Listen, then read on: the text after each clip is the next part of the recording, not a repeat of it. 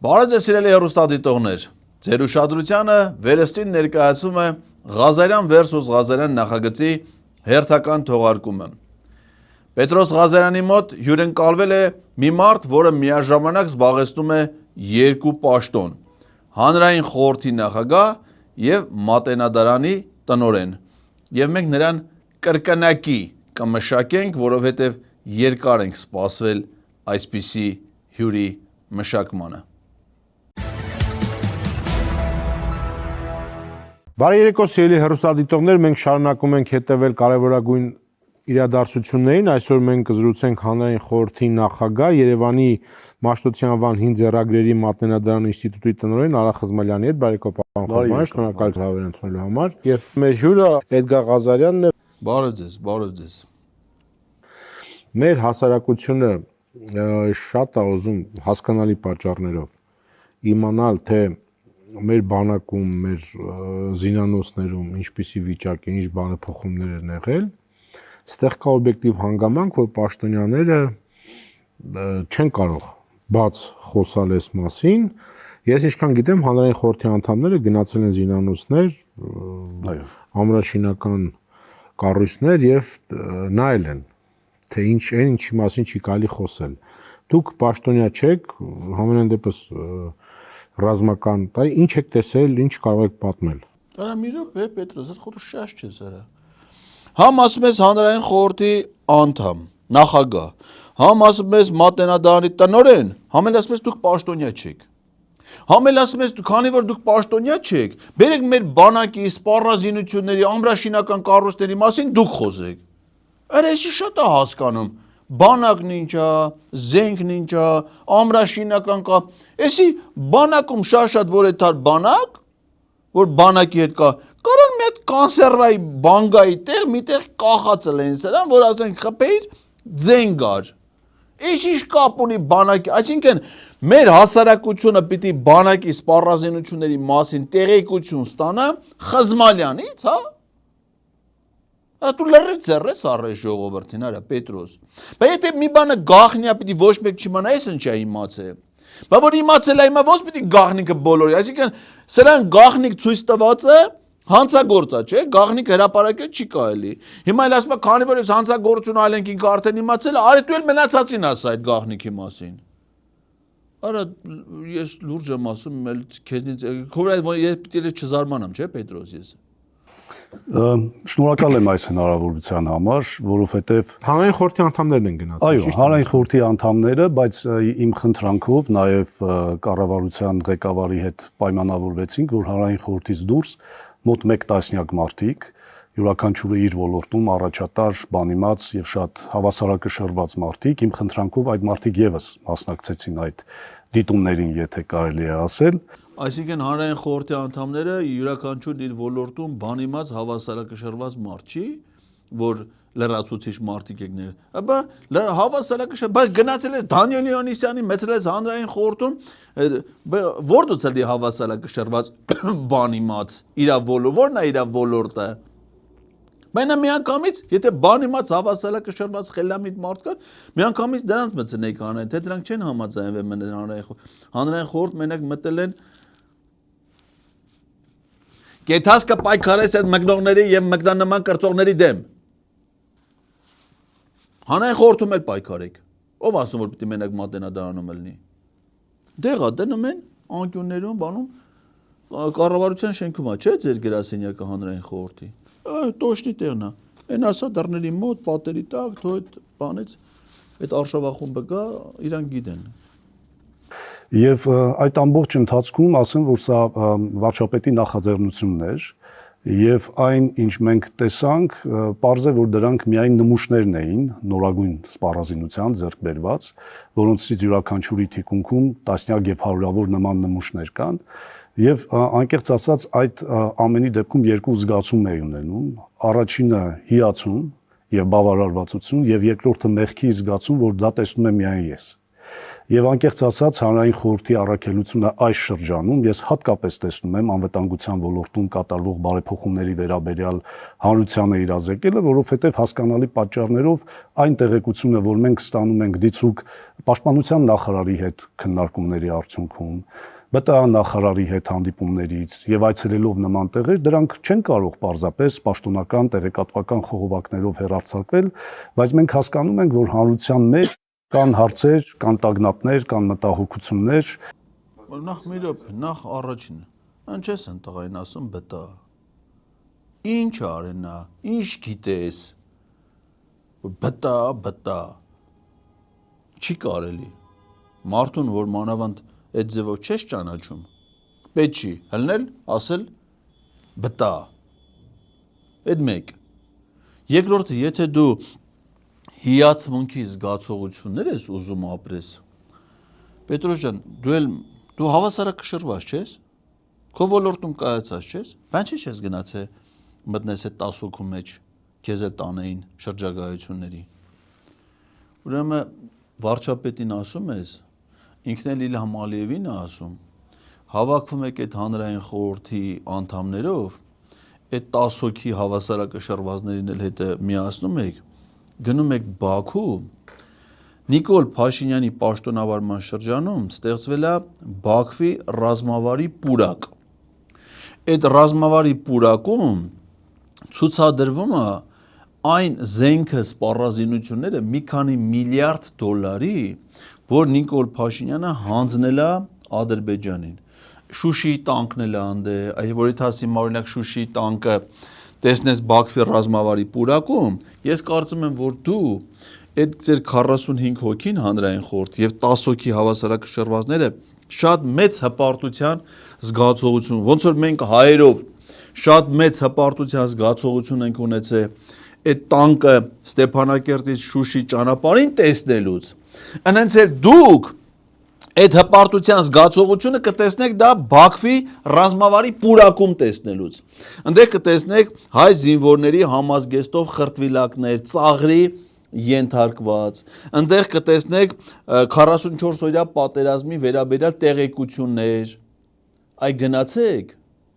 վարչապետին ասա, Պապիկյանին ասա, դուք գնացեք Բաքվի ռազմավարի պուրակ, այդ է ստեղծվել Նիկոլ Փաշինյանի պաշտոնավարման շրջանում, գնացեք, բավականություն, հպարտություն ստացեք, բայց մի ափսոսացեք, որ ձեզնից բացի ուրիշ մարդ չի տենում, մենակ դուք տեսեք հերիքա։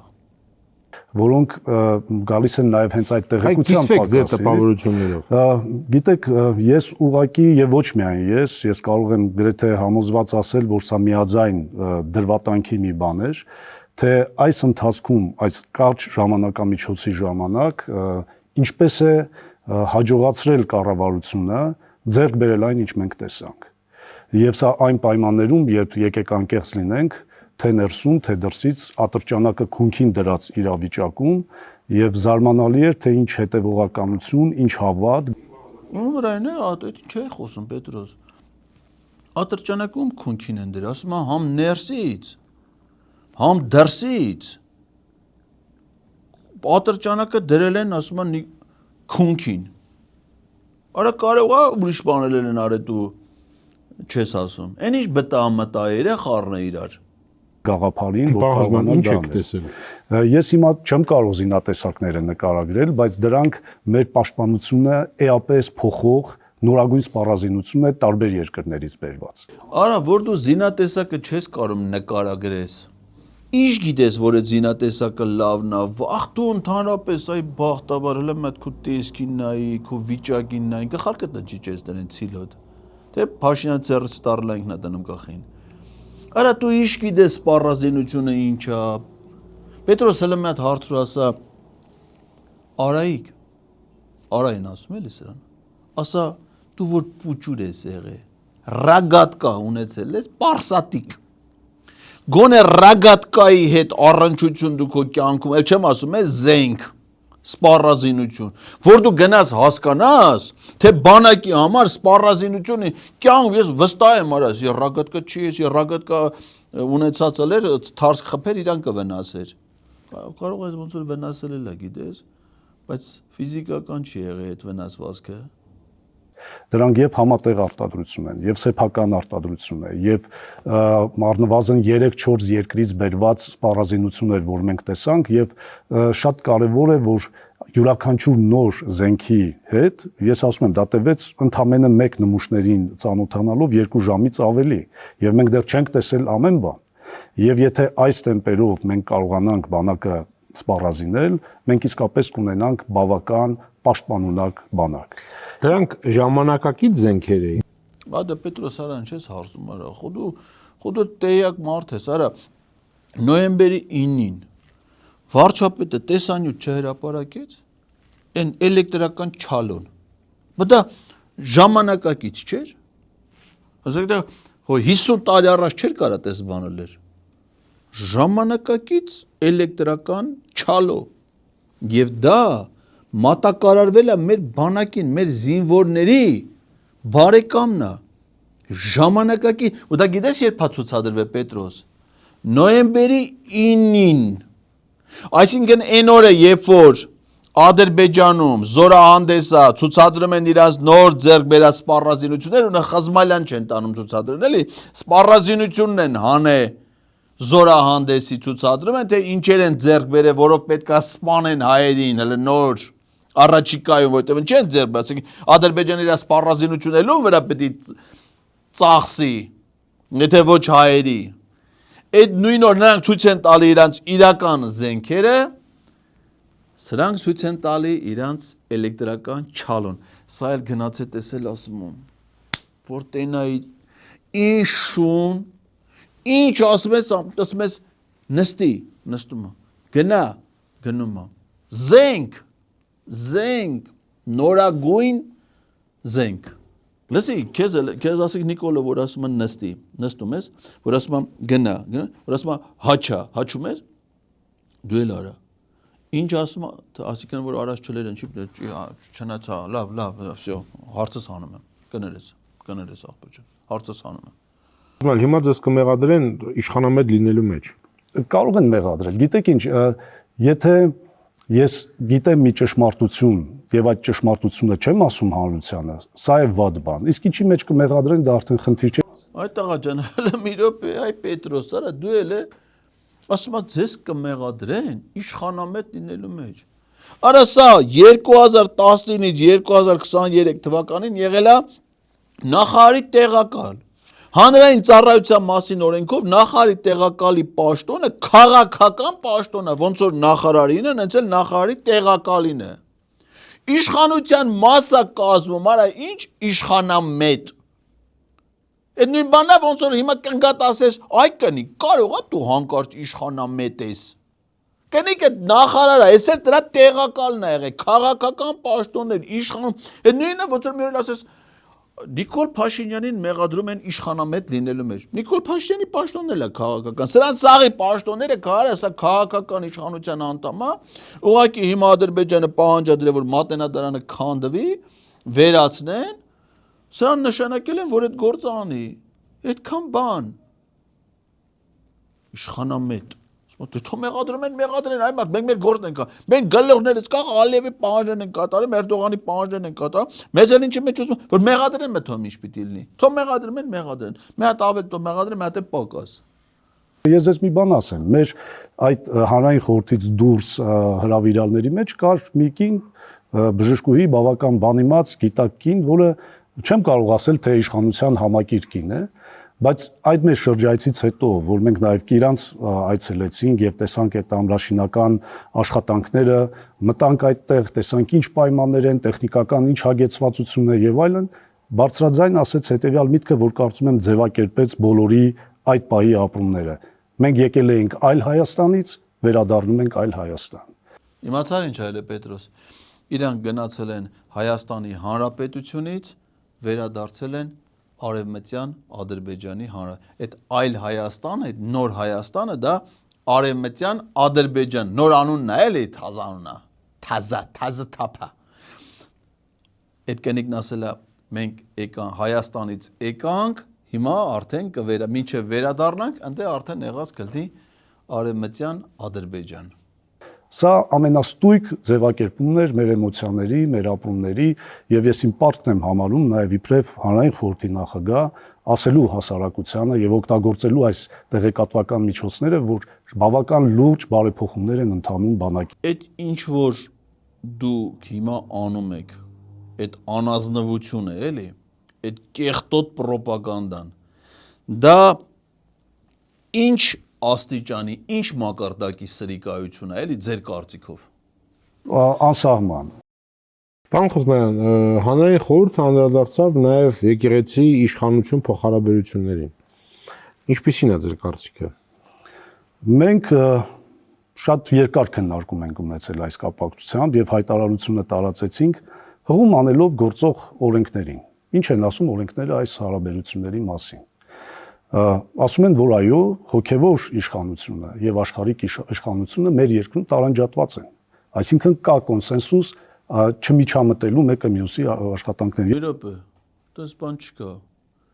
Օրենքով արգելվում է, որ պետությունը չմիջամտի եկեղեցու կրոնական կազմակերպությունների գործունեությանը, որովհետև եկեղեցու պետական միջամտությունը դա սիստեմից բացառվում է, որովհետև պետական իշխանություն կարող են իրականացնել միայն ընտրովի եւ նշանակովի պաշտոնատար անձինք, հետեւաբար եկեղեցի կլինի դա, այլ կազմակերպություն, sense թե դա չի կարա միջամտի պետական իշխանության գործունեությանը։ Օրենքները մեր արգելում են, որ այդ պետական իշխանությամբ օժտված պաշտոնատար անձինք իրավունք չունեն միջամտեն որևէ կրոնական կազմակերպության, այդ թվում հայաստանյաց առաքելական Սուրբ եկեղեցու գործունեությանը։ Էդ եք հա ուսումնասիրե։ Եվ ես ուզում եմ ասել, որ ձեր առջև նստած է մի մարդ, մի կառույցի ղեկավար, որը եկեղեցական ժառանգության պահպանման ամենամեծ կենտրոնն է, Մատենադարանը եւ ինչպես իմ ընդունվելու, նշանակվելու պահին եմ հայտարարել, որ Մատենադարանի համար եկեղեցու հետ հարաբերությունները շատ կարևոր են եւ զգայուն են, այնպես էլ այսօր եմ դա ասում։ Մենք Մայրաթորի հետ համատեղ ցուցադրություններ ունենք։ Մայրաթորի գիտական հրատարակություններն անցնում են Մատենադարանի գիտական խորհրդի բովով քննարկումների։ Մենք համատեղ հրատարակչական ծրագրեր ունենք։ Մենք աննախադեպ ձևով Մատենադարանի հարաբերությունները խորացել են մեր արտասահմանյան հոգևոր ձեռագրական կենտրոնների հետ։ Այնպես որ հիմա այնինչ ասեմ վերագրել հակաեկեղեցականության։ Տեսար են իմ ասածը ոնց բռնացրինք Պետրոս։ Այսինքն սրան տարել են նշանակել են Մատենադարանի տնօրեն, որպեսզի Մատենադարանը փակվի, Մատենադարանը վերացնեն, որովհետև դա կարևոր հոգևոր մշակութային ժառանգության կենտրոնն է, որը ստեղծվել է ոչ թե ադրբեջանա-թուրքական հեղափոխությունից հետո, այլ առաջին հերթին խորհրդային իշխանության աթեիստական երկրում Պետրոս, աթեիզմի ժամանակաշրջանում Մատենադարանի անունը դրել են հին ձեռագրերի ինստիտուտ, ինչքան մեր ժողովուրդը դարերի ընթացքում հարուստ հոգևոր մշակութային ժառանգություն ստացել եկեղեցական այդ ինստիտուտի միջը հիմա քանի որ եկեղեցին պետքա վերացնեն զուգահեռել պիտի ինքնա չի ասում փոխկապակցված է դա համար պիտի Մատենադարանը վերացնեն իսկ որպեսզի Մատենադարանը վերացնեն ինչ պիտի անեն պիտի իրանց քաղաքական թիմակիցներից մեկին կնգա տեղակալին կնի կրթության ոլորտն է վերացնում իր տեղակալիներ տարե նշանակել են Մատենադարանի տնօրեն, որ Մատենադարանը վերացնի։ Սար ոնց բացահայտեցինք։ Ուղղակի հնարավոր։ Դա իշխանությունը հակաեկեղեցական արշավ է։ Դե ես համաձայն չեմ այդ դիրքորոշման հետ, որովհետև եթե ասում եմ Մատենադարանը այդ եկեղեցական ժառանգության ամենախոշոր կենտրոնն է, այսպիսի աջակցություն կառավարությունից այս կառույցը երբեք չի ունեցել։ Ամենաթարմ դեպքը ասեմ վերջին, երբ կառավարության ընդամենը 1 շաբաթվա կամ 10 օրվա ընթացքում որոշման արդյունքում պահուստային ֆոնդից չնախատեսված 93 միլիոն դրամ տրվեց Մատենադարանին, որ մենք վիեննական աճուրներից պարզապես փրկագնենք 12-րդ դարի խոշորագույն աստվածաբան Սարգիս Շնորհալու մի կոթողային աստվածաբանական աշխատություն։ Այսինքն մի հատ աշխատություն ձեռք բերելը կառավարության աջակցությամբ դու համարում ես աննախադեպ աջակցություն։ Պետրոս հələ հարցրու ասա Մատենադարանի նոր մասնաշենքը որ թվականին է կառուցվել։ Նիկոլ Փաշինյանն է կառուցել 2011 թվականին մեր պետությունը պետական բյուջեի միջոցներով, մասնավոր նվիրատուների միջոցներով, Մատենադարանի մի հսկայական նոր մասնաշենք է կառուցել, բոլոր տիպի գույքով, դահլիճներով, սարքավորումներով, լավ ամեն պայմաններով, հələ հարցրած այդ կաբինետ աշխատասենյակը, որ նստում ես, հերը տա տվեք քեզ, թե Նիկոլ Բաբա տա տվեք քեզ, կամ այն դահլիճը, որը Հայակվեին վարձակալության տալու համար նախորդ տնօրենին պաշտոնից ազատել են, իրան են նշանակել, այդ նույն դահլիճ ինքը տրամադրում է Աննա Հակոբյանի տգետների դպրոցի դասընթացների կազմակերպման համար, ինքն էլ ընդ դասախոս է, տգետների պրոֆեսորն է, ասա այդ հերը տա սարքե, թե Նիկոլ Բաբա տա սարքե, մի հատ ձեռագիր են ձեռք բերեք կառավարության աննախադեպ տենց աջակցություն, ասում է պետությունը երբեք Մատենադարանին չի ցուցաբերել։ 2011 թվականին Սերժ Սարգսյանի նախագահության օրոք մի հսկայական շենք ամեն գույքով սարքավ, ամեն ինչով հատկացվել է Մատենադարանին։ Միջայլոց Արթուր Մեշչյանն էլ ճարտարապետն է, ձենը դուրս չի գալի։ Ուր է իր Աստված, պտու ուր ես ասարա։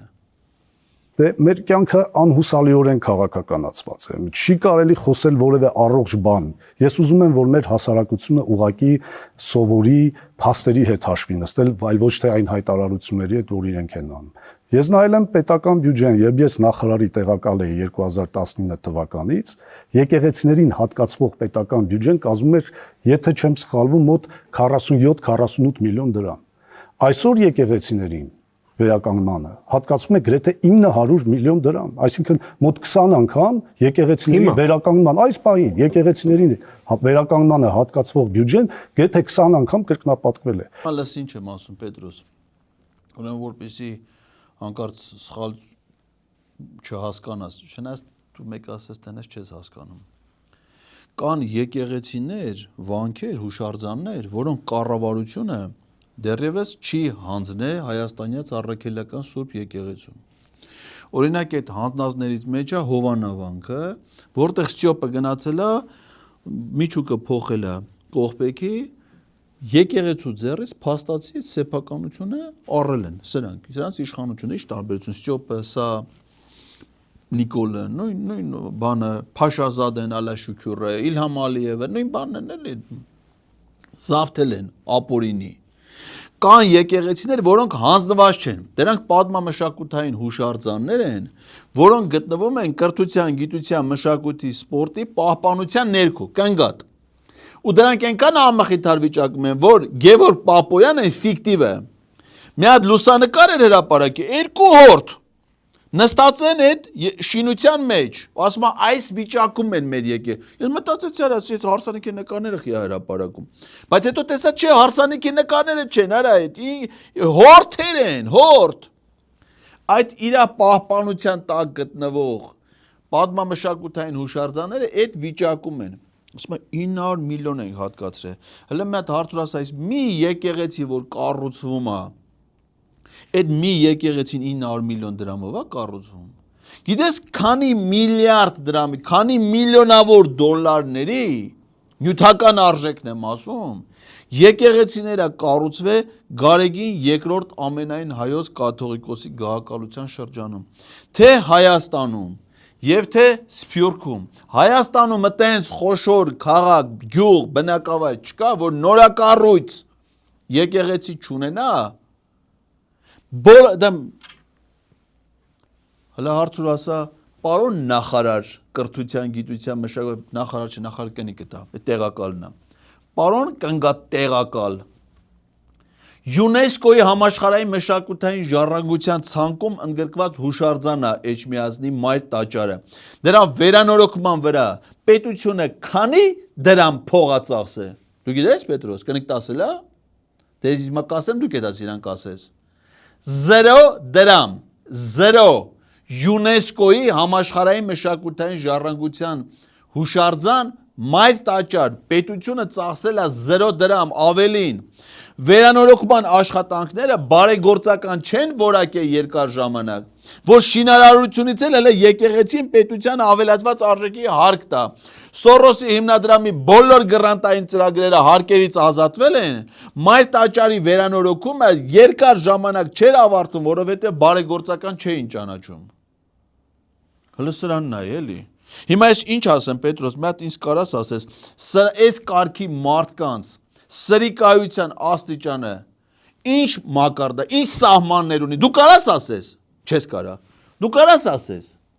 Անսահման։ Ինչա ծորենը 4-րդ կարգի, դու կարող հանրային խորհրդում քննարկեք։ Ինչա ծորենը 4-րդ կարգի։ Ես առաջարկում եմ երևի գնանք հանրային խորհրդի 45 անդամներով այդ ծորենից հաց թխենք, ուտենք եւ գնահատական տանք։ 100%։ Այսի արդեն քեֆս եկավ։ Այդ արդեն իմ դուր է։ Այդա պաստորը խելոք բաներ ես դու ասում։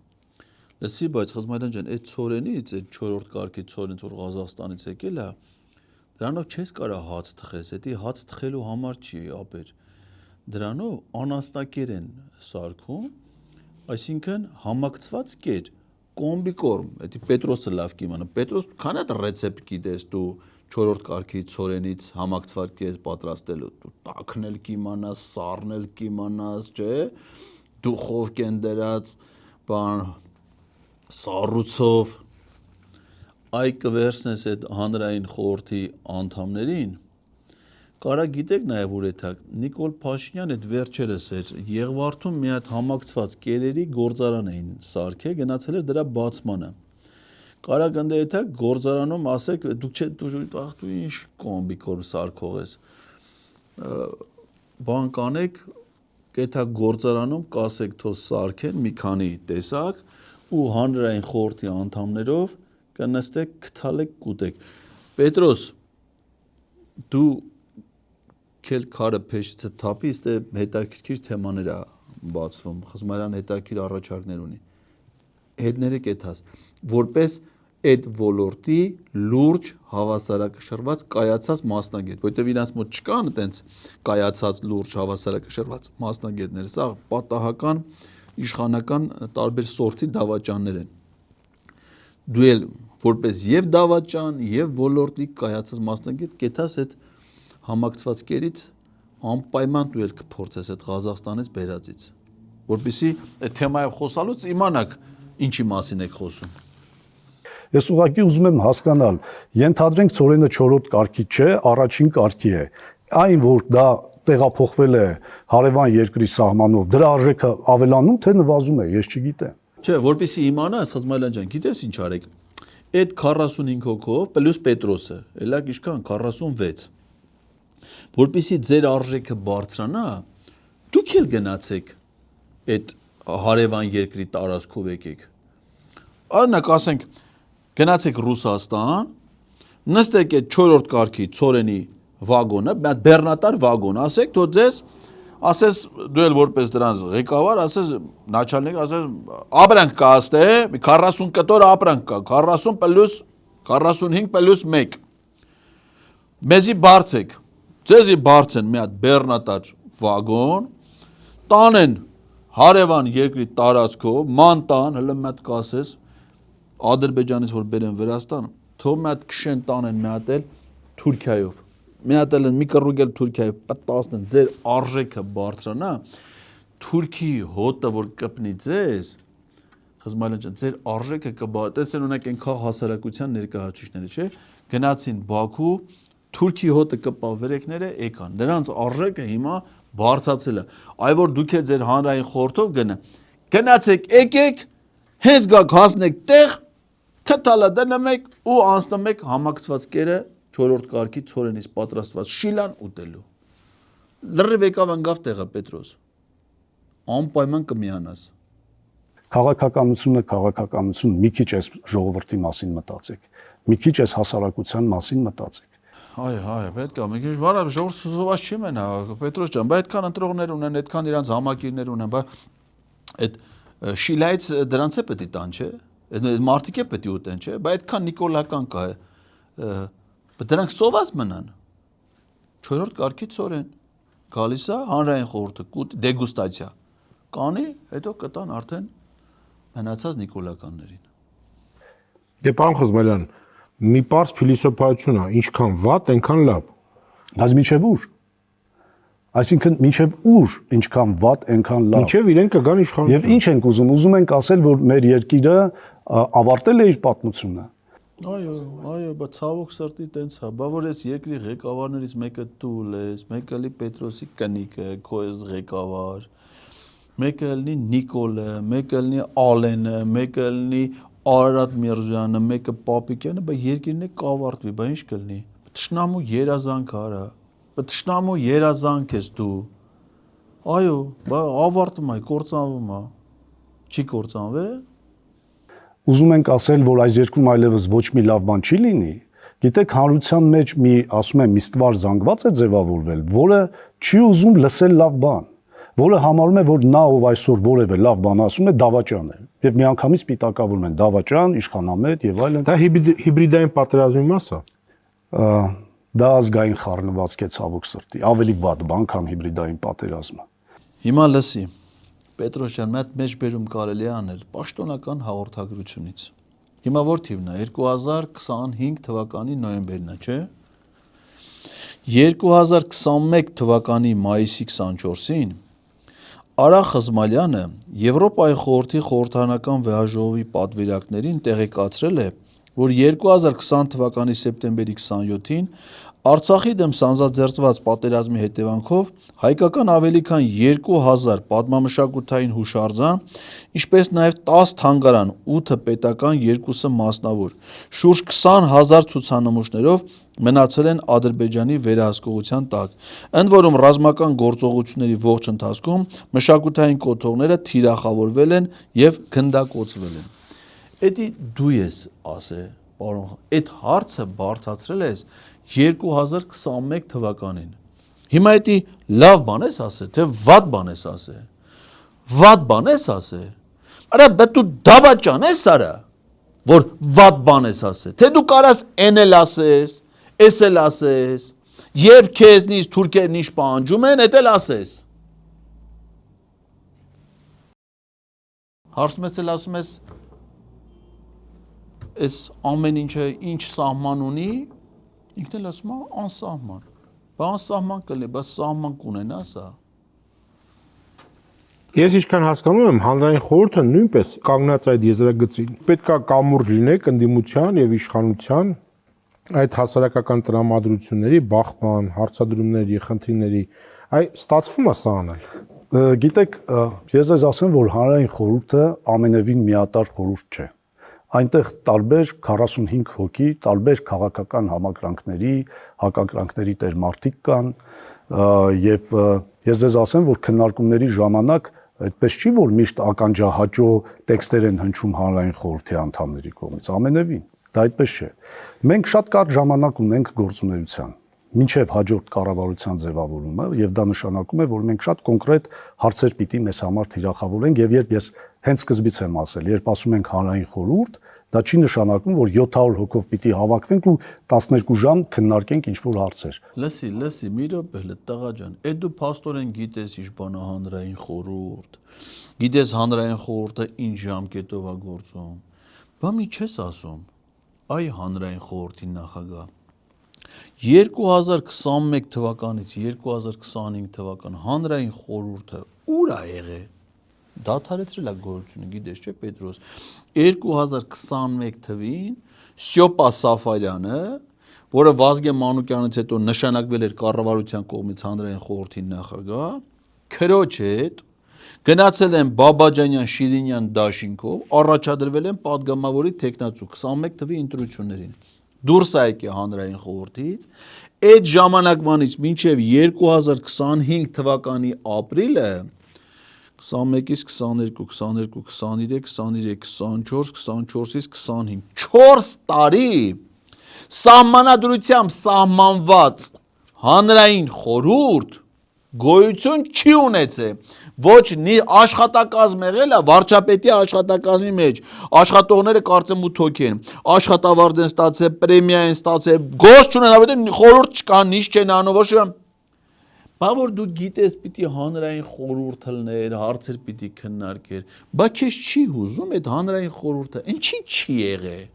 Բա ով պիտի դրա պատասխանը տա, որ դա չի եղել։ Հանրային խորհուրդը պրոֆեսիոնալ հանրության խորհուրդն է։ Դրա համար օրինակ պետական գնումների հարցերը քննարկելիս հավաքվում են ոլորտում արկա լավագույն մասնագետները, ֆինանսների նախարարի տեղակալ Ֆինանսների նախարարի տեղակալը լավագույն մասնագետ քաղաքական պաշտոն, այսինքն եթե ինքը նախարարի տեղակալ է եղել, ուրեմն ինքն էլ է եղել լավագույնը։ Հիմա քանի որ ինքը հանրային խորհրդի նախագահը, ֆինանսների ոլորտի լավագույն մասնագետը ֆինանսների նախարարի տեղակալն է։ Ու իր հետ են հարցերը քննարկում։ Էլում հետ է քննարկում։ Լավագույններից էլով կա։ Մենք հանդիպում ենք առողջապահության, սոցիալական հարցերի նախարարության տեղակալների հետ։ Տեղակալները լավագույններն են, Պետրոս։ Նախարարները այդքան չէ։ Ասեմ քեզ, քո կնիկն էլ է նախարար, բայց ասեմ քեզ իմացի, էլի նախարարներն այդքան չէ։ Տեղակալներն են լավագույնները։ Այս վերջերս տեսար են էկոնոմիկայի նախարար են բանը, որ 4-րդ կարգի ծորենը բերելու հետ կապված են, որ բանը Պոչատաղվեսի հեքիաթներ պատմում, ասում է ծորենը բերում ենք, տալիս ենք կովերին, կովերը մեզ կաթ են տալի, կաթը տանում ենք, տալիս ենք Նիկոլին, Նիկոլը մեզ պաշտոն է տալի, պաշտոնը մենք այս